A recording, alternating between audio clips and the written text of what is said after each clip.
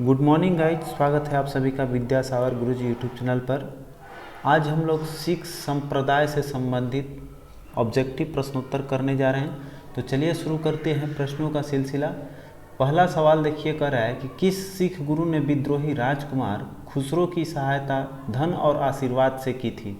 तो इसका सही जवाब है गुरु अर्जुन देव। तो थोड़ा सा समझते हैं खुसरो कौन था। खुसरो आप सभी को अगर पता होगा तो पता होना चाहिए कि ये जहांगीर का पुत्र था। जहांगीर का पुत्र था। जहांगीर का कुल कितने पुत्र थे? तो 5 पुत्र थे। ठीक है।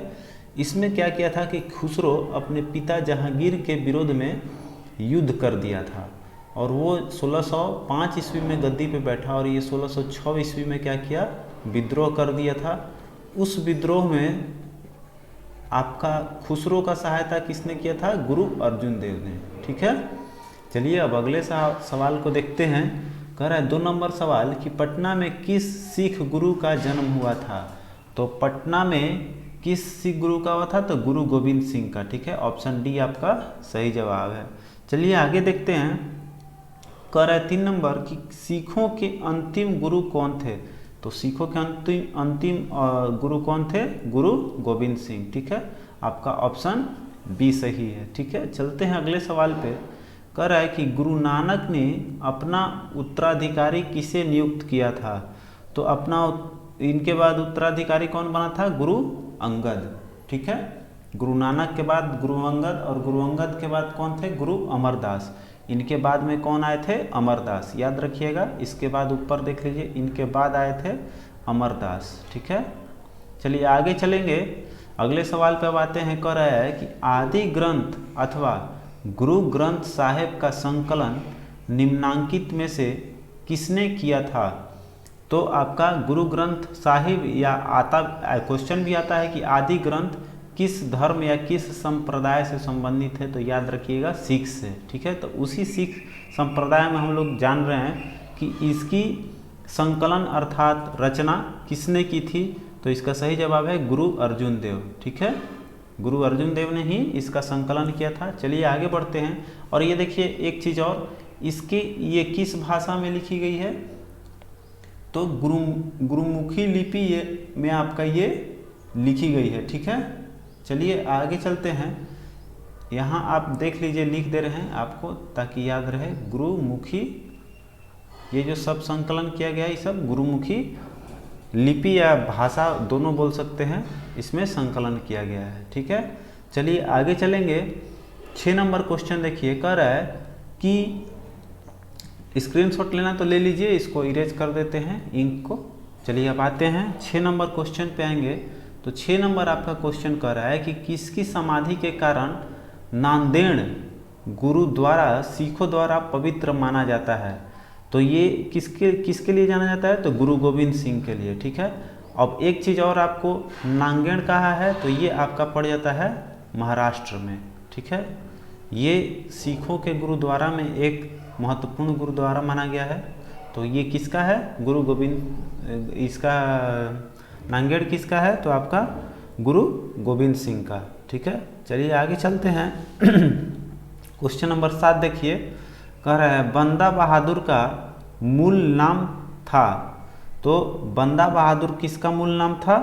तो आपका लक्षण देव का। ठीक है। ऑप्शन बी आपका सही जवाब है। आगे बढ़ते हैं। 8वां नंबर सवाल आइए। कह रहे हैं कि पंजाब में अमृतसर नगर को स्थापित किया था? तो देखिए पंजाब शहर को किसने स्थापित किया था? तो गुरु रामदास ने। आपका ऑप्शन डी सही है।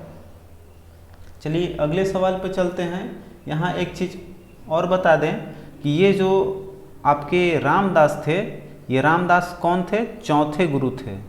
चौथे। ठीक है। चौथे गुरु थे। और ये जो है इसकी अमृतसर की शुरुआत इसने अमृतसर नगर की नींव डाली थी, अर्थात प्रारंभ किया था कब?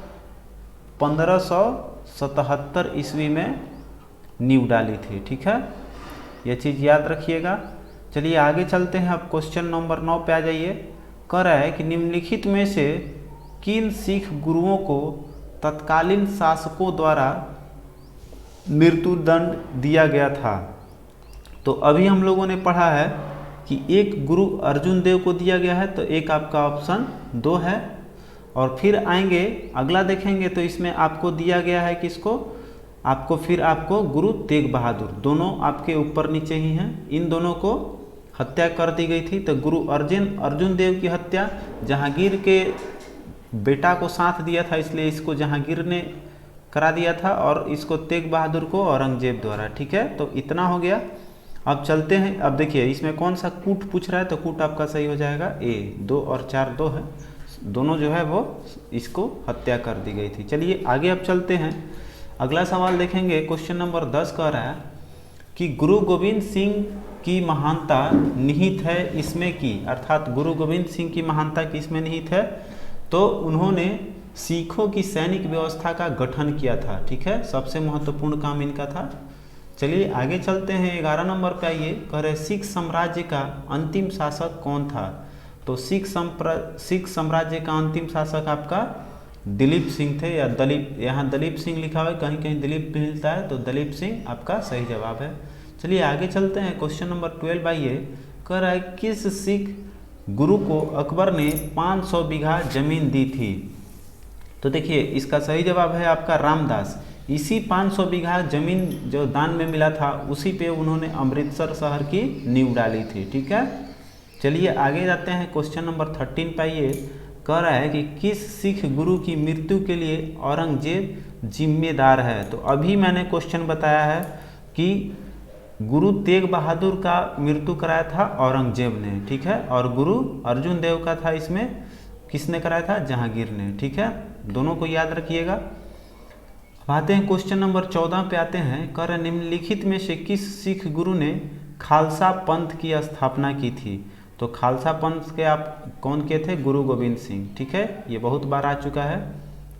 इसमें जितने भी सवाल है सब इम्पोर्टेंट है, इसमें एक भी एक्स्ट्रा नहीं दिया गया है, सब इम्पोर्टेंट है। ठीक है, चलिए आगे आते हैं, क्वेश्चन नंबर 15 में आते हैं, तो 15 नंबर कह रहा है कि निम्नलिखित में से कौन सा युग्म सही सुमेलित है, तो देखिए कह रहा है कि गुरु अमरदास मिरी और पीरी कहा गया नहीं।